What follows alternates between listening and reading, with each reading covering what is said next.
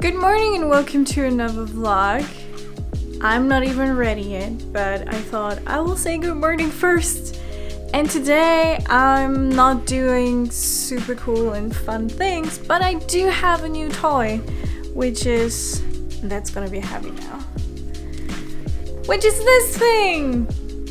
It's a DJI Ronin RS3. Yeah, and I'm gonna play around with that today. A bit.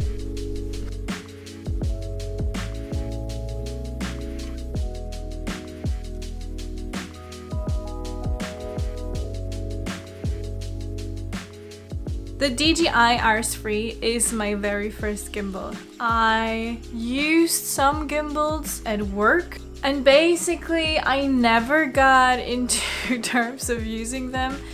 They seem to make it harder to perform certain movements and film stuff. I felt restricted in my creativity. Oh my god, what a sentence. I love a sentence. All in all, what I'm going to say is, when I saw the teaser, of course I follow all kind of new tech coming out and gear coming out for photo and video. So when I saw the teaser for RS3, I was like, oh, it's interesting. I should check this out. So it's time to upgrade my kit. It's time to offer clients those majestic shots shot on a gimbal.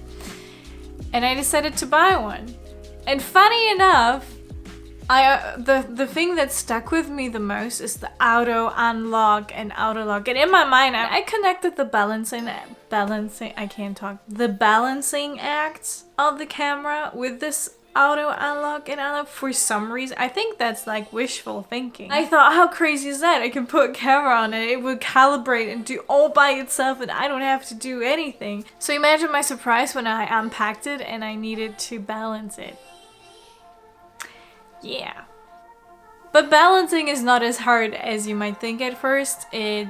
Once you know how it's done, it's pretty easy. I'm probably gonna make a video on that, or maybe like a short.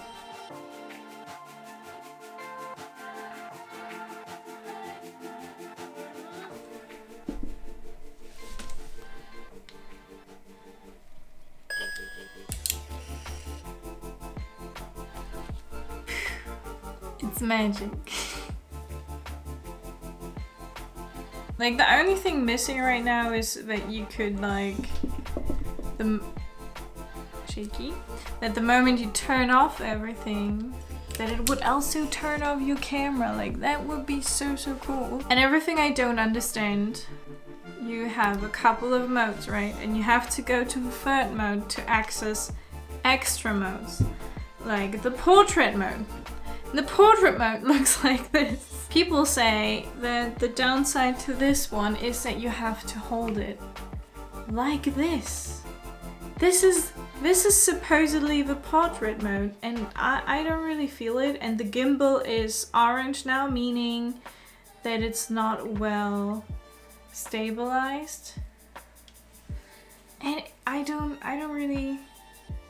even know what to. You can't move a lot of the things, so it's kind of unpractical. Because holding it like this, I mean, come on, what am I supposed to do with this?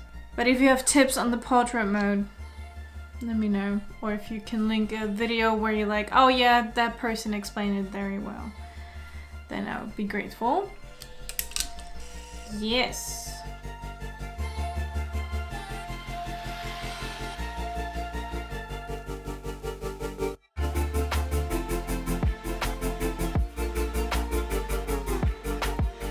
And good morning again. Yeah, I kind of forgot to end my vlog yesterday, so it's the next morning, and today I'm working and I have to head out in a couple of minutes to shoot a wedding. I usually don't do weddings, but it kind of happened and now I kind of enjoy it, and I don't know, it's weird.